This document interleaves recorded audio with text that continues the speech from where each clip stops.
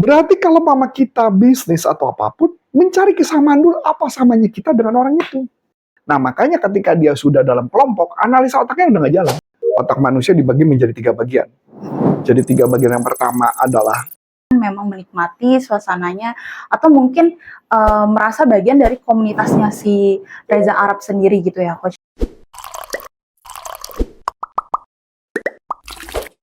Salah satu konten dari konten kreator terkenal kembali ramai dibahas karena live streamingnya berdurasi panjang.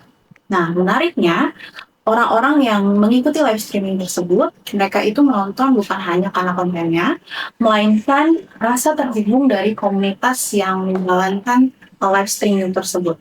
Nah, fenomena ini menarik bukan berdasarkan dari konten digital yang sedang ramai ini, melainkan manusia itu ternyata memiliki kebutuhan untuk merasa terhubung atau merasa diterima menjadi bagian dari komunitas. Langsung aja kita bahas sama-sama soal ini dengan Coach Ari. Halo, Coach.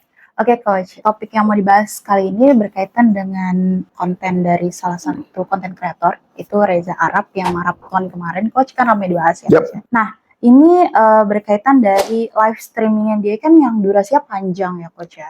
100 hari ya kalau nggak salah. 101 yang terakhir kemarin. 101. Nah, dan dari konten yang ramai itu kan banyak banget penontonnya ya, Coach. Ya, dan bikin acara panggung ya. Iya, bikin acara panggung. Nah, luar biasanya nih, Coach, yang saya lihat kan berarti orang itu ibaratnya bukan hanya nonton karena kontennya, berarti kan memang menikmati suasananya atau mungkin merasa bagian dari komunitasnya si Reza Arab sendiri gitu ya, Coach ya. Nah, kalau dari sisi NLP itu bagaimana, Coach, terkait social identity?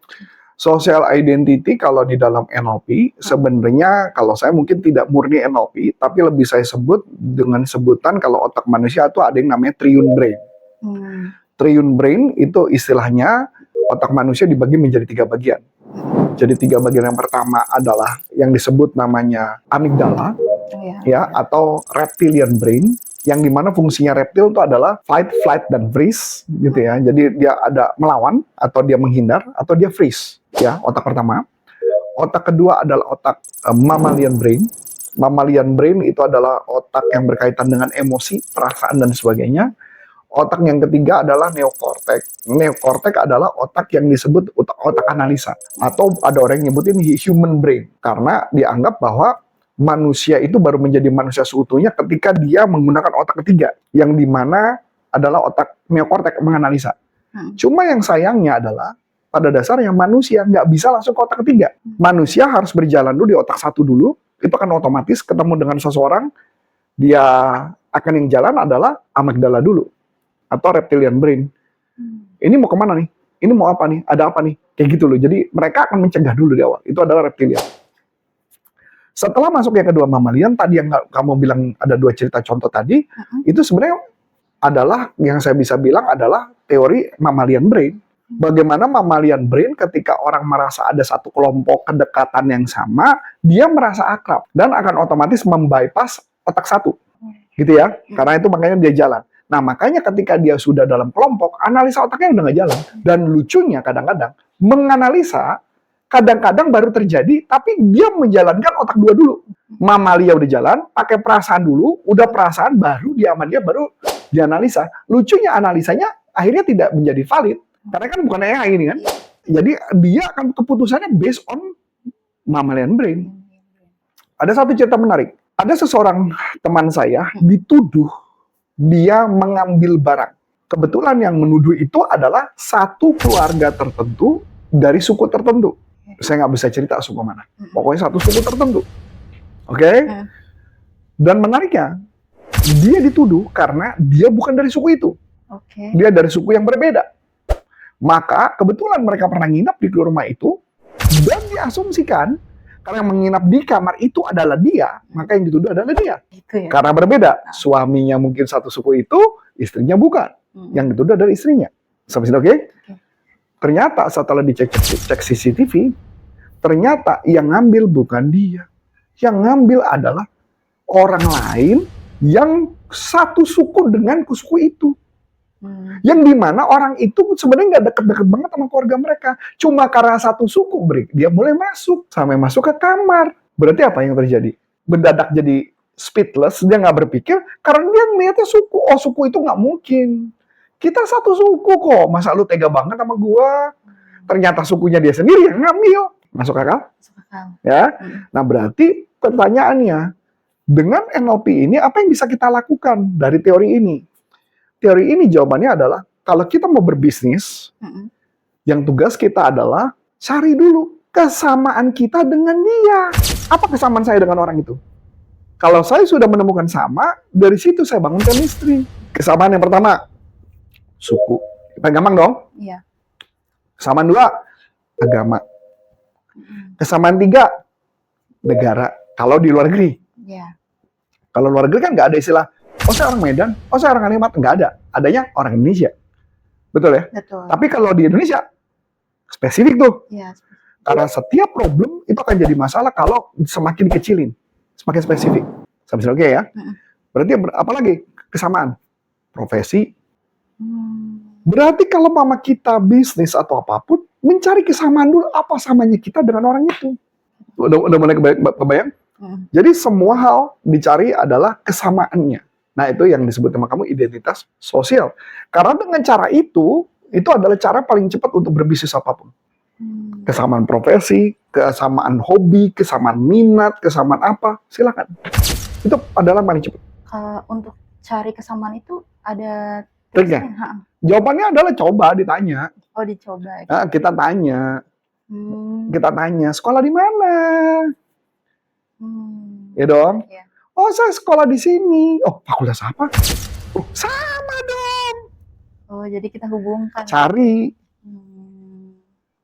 Cari gitu loh. Kalau nggak bisa, saya akan nanya. Dulu kuliah di mana? Saya cari. Pokoknya saya cari kesamaannya di mana. Oh, tinggal di daerah mana? Oh, nggak ada, nggak kena. Adiknya kuliah di mana? Cari kesamaan. Sampai di satu titik udah sama, baru kita masukin. Kayak tadi saya ngobrol. Ternyata dia bilang, kakaknya dan adiknya. Jadi kan 2 anak tuh, cowok, cewek. Nah kan saya punya anak cowok cewek. Samain, gitu loh. Dia cerita, sama dong sama saya. Masuk? Iya. Jadi setiap saya mau melakukan bisnis, saya harus mencari kesamaan dulu. Apa kesamaannya? Berarti ini juga yang dipakai untuk ketemu misalnya sama klien pertama kali juga gitu ya, Cak? Jadi dengan berbagai metode kita mencari apa kesamaan saya dengan orang tersebut. Kalau udah sama, enak nanti berikutnya jalan lebih gampang. Biasanya kalau untuk ngelakuin itu, apakah terus-menerus, Coach? Iya, pasti. Selama saya udah dapat, ya udah, itu terus yang saya pakai. Itu terus yang saya pakai. Jadi tugas saya adalah mencari pertama, dapat, itu terus yang saya pakai. Karena orang nggak bakal lari. Udah pasti itu terus. Atau misalnya dia bedak ganti hobi. Aduh, Coach, gue udah nggak sepatu, kayaknya nggak deh. Oh iya? Hobi apa sekarang? Ada lagi, topik lagi. Iya, benar-benar. Jadi itulah cara bagaimana ngedeketin orang. Jadi sampai dia merasa nyaman sama coach gitu ya? Betul. Ini saya kasih contoh. Ini ada cara yang tidak berhasil. Ini cara yang tidak berhasil. Yang tadi berhasil. Saya ngomong yang tidak berhasil dong. Biar fair ya. Iya. Ada karyawan lamar ke saya kerja. Kebetulan beliau agama sebelumnya wanita. Sebelumnya agama tertentu dan dia pindah ke agama saya. Oke, pindah ke agama saya. Karena kayaknya nggak tahu apa hubungannya karena mau nikah atau pacarnya agama itu gitu kan, dia pindah. Dia ngomong, wah agama kita sama ya. Nggak kena tuh sama saya. Nggak kena sama saya. Kenapa? Karena saya tipe orang yang kalau yang berkaitan itu saya nggak terlalu pusing. Saya hanya fokus kepada orang ini perform atau tidak perform. Ya, kalau dia perform, karena ingat objektif saya mau ngecek dia orangnya perform atau enggak. Jadi saya pasang nih analisa, berarti saya pakai neokortex. Udah saya blocking dulu di awal kan. Kejadian dong, jarang masuk. Alasan ada juga masih ingat tuh, sakit, katanya di rumah tapi pasang infus di rumah. Itu buat saya jadi tanda tanya tuh. Kok bisa pasang infus di rumah, periksa darah di rumah, agak bingung saya ini dokter macam apa ini kan gitu. Dan ternyata setelah saya cek-cek, saya udah curiga, saya teleponlah berbagai company yang dia pernah kerja. Dan ternyata itu datanya bohong. Yang dimana HRD saya nggak tahu. Hmm. Saya yang telepon, karena HRD saya kan tahu udah berusaha telepon nggak berhasil. Saya telepon, saya cari tahu, dapatlah informasi lewat sosial media, dan dapat semua kebohongannya. Jadi maksud saya artinya apa? Kalau dia mau itu berhasil, harusnya dia melakukan pekerjaannya dengan baik dulu dong. Iya, iya. Artinya, lu sudah perform, menggunakan itu akan menjadi bagus. Kalau udah nggak perform, berarti kan jilat ya namanya. Nangkep maksudnya? Iya, iya. Paham ya? Iya, paham. Ngejilat tuh normal, tapi jangan ngejilat dulu. Tapi lakukan pekerjaan yang baik dulu, yang benar. Abis itu ditambah ngejilat, hasilnya akan bagus, betul. Atau kalau bahasa kita, mencari Iya, kesamaan. mencari kesamaan. Itu akan bagus. Oke. Berarti buat perusahaan-perusahaan yang lain ya Coach ya, kalau misalnya saya mau ketemu, khususnya sih mencari peluang baru gitu ya, dengan bertemu klien baru, berarti langkah pertamanya dengan mencari titik bersama. Mencari titik persamaan. Nanti dia mau akrab apa enggak, dia akan lihat apakah yang kita omongin di level keduanya kita fulfill atau enggak. Kalau kita nggak bisa fulfill, maka dia nggak percaya sama kita. Oke, oke. Oke, baik. Wah, seru banget nih topik kali ini bersama Coach Arif. Buat teman-teman semua yang ingin tahu topik ini lebih lanjut, bisa langsung join aja ke grup WhatsApp yang ada di kolom deskripsi bawah. Sekian dari saya, Aya. Dan saya Coach Antoni mengucapkan terima kasih, sukses buat Anda, dan sampai jumpa. NLP for Business untuk Indonesia. Bye-bye.